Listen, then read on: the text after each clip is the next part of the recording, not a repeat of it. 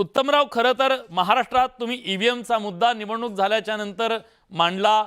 तुम्ही तुमच्या आमदारकीचा राजीनामा फेकला आणि सांगितलं की इथल्या निवडणूक आयोगावर सगळ्या याच्यावर आमचा अविश्वास आहे. आता जो मतदार याद्यांमधला घोळ समोर आलाय त्याच्यातले अनेक महाराष्ट्रातले मतदारसंघ आहेत. तुम्हाला ग्राउंडवर काय दिसलं? खरंच मतदार याद्यांमध्ये जो घोळ आहे तो घोळ, त्याला जबाबदार कोण आहे का आणि किती आहे आणि कसा आहे? नाही, नक्कीच. बडे मुद्द्यामध्ये मला बोलवलं, तुम्हा सर्वांचं मनापासून आभार मानतो की 23 जानेवारी 2025 रोजी मी या बाबतीमध्ये इलेक्शन कमिशनला भेट घेतली होती आणि त्यावेळी इलेक्शन कमिशनकडे मी या मतदार याद्याच्या बाबतीमध्ये आणि ईव्हीएम मशीनच्या बाबतीमध्ये सर्व काही त्यांना मी 12 प्रश्न विचारलेले होते. बर आणि या 12 प्रश्नामध्ये इलेक्शन कमिशननं आजपर्यंत माझ्याशी संपर्क केला नाही. मला कधी त्या बाबतीमध्ये एखादं पत्र सुद्धा काढलं नाही. माझे मुद्दे असे होते की मतदार यादी ती डिजिटल स्वरूपामध्ये तुम्ही दिली पाहिजे, ती पारदर्शक असली पाहिजे.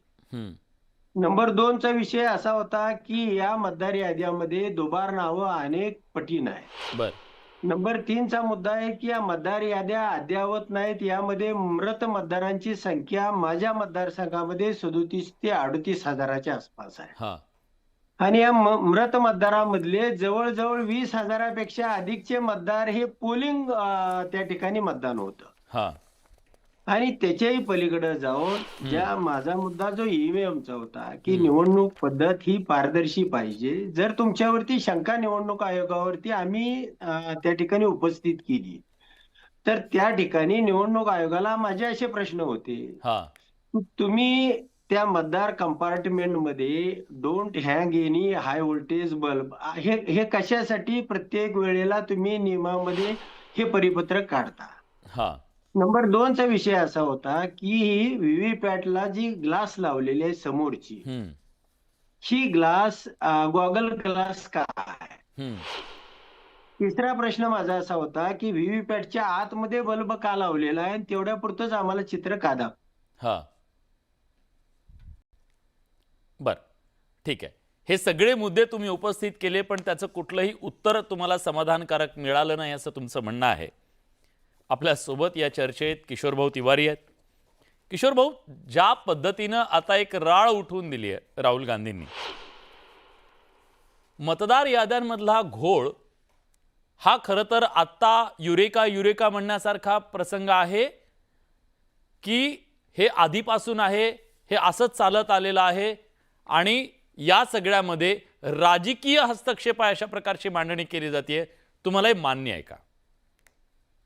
नाही, विलास, फार गंभीर मुद्दा आहे. कसं झालं की आज 75 वर्ष झाली आपण निवडणुकीला फेस करत आलो, मात्र इलेक्शन कमिशनकडे कोणतीही स्वतंत्र यंत्रणा नाही, इलेक्शन कमिशन आणि सेन्सर बोर्डकडे.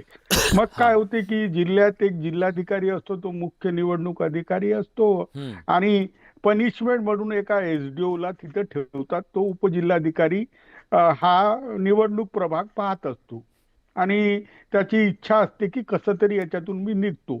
आणि मग काय असते की जिल्हा स्तराचं हे सगळं झालं, मग उपविभागीय स्तरावर तर काहीच नाहीये, परंतु तालुका स्तरावर तो तहसीलदार इन्चार्ज असतो आणि यंत्रणा ही सगळी यंत्रणा मास्तर लोक आणि हे सगळं स्टाफ करत असते, म्हणजे सरकारची यंत्रणा असते. मात्र तुम्ही एक म्हटलं की डबल नाव वगैरे, तर जसं मी पांढरकवड्यात राहतो, नागपुरी राहतो, तर ऑटोमॅटिकली मी नागपूरमध्ये आहे, मी 2 वेळा पत्रही दिले की यार मला इथे ठेवू नका, मी पांढरकवड्यात मतदान करतो.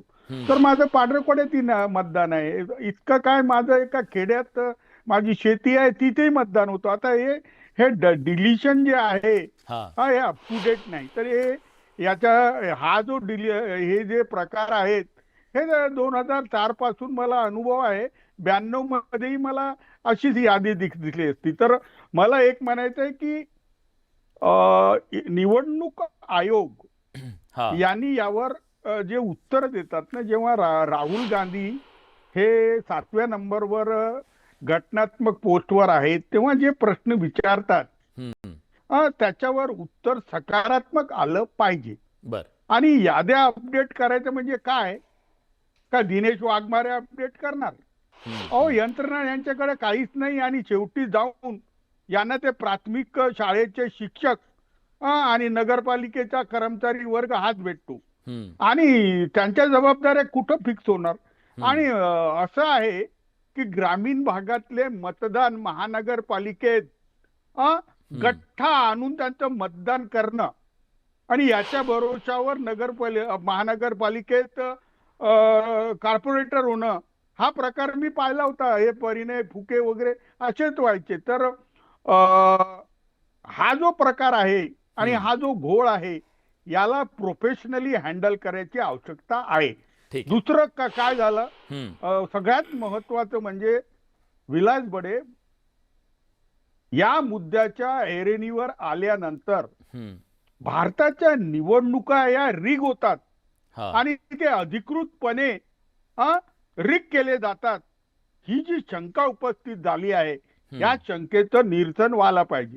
महाराष्ट्रात आम्हाला पचलं नाही, सांगतो ना, लोकसभेत आम्हाला 240 मतदारसंघात लीड होता आणि आम्हाला वाटलं की 200 तरी आमच्या जागा येतील आणि भाशिंग लावून मुख्यमंत्री होण्यासाठी एवढी भांडणं होती की सगळे मुख्यमंत्री व्हायला निघाले होते. पण निवडणुकीचे निकाल लागले तर नाना पटोले जे सगळ्यात आघाडीवर होते ते तर बॅलेट पेपरवर निवडून आले. तर कोणाला पचलं नाही. पचल्यानंतर याचं पोस्टमॉर्टम सुरू झालंय. तर याचं समाधान करणं निवडणूक आयोगाला अत्यंत गरजेचं आहे. पण तुम्ही बघा, राहुल गांधीची प्रेस कॉन्फरन्सच्या अर्ध्या तासात ते शपथपत्रावर टाका. अरे शपथपत्रावर अनुराग ठाकूर काल म्हणतात भाजपच्या मतदारसंघात नाही, अखिलेश यादवचाही 2.5 लाख आहे, म्हणजे 2.5 लाख तिथे आगाऊचे मतदार. म्हणजे अनुराग ठाकूरच्या बोलण्यावर तर इन्क्वायरी करा. आणि लोकसभेत 2.5, 3 लाख आणि 40, 50 हजार मतदारसंघ हे देवेंद्र फडणवीस यांच्या मतदारसंघात येतात. तर मला असं वाटते की बॅलेट पेपरवर सगळ्या निवडणुका झाल्या. आता बॅलेट पेपरचा मुद्दा तुम्ही काढला.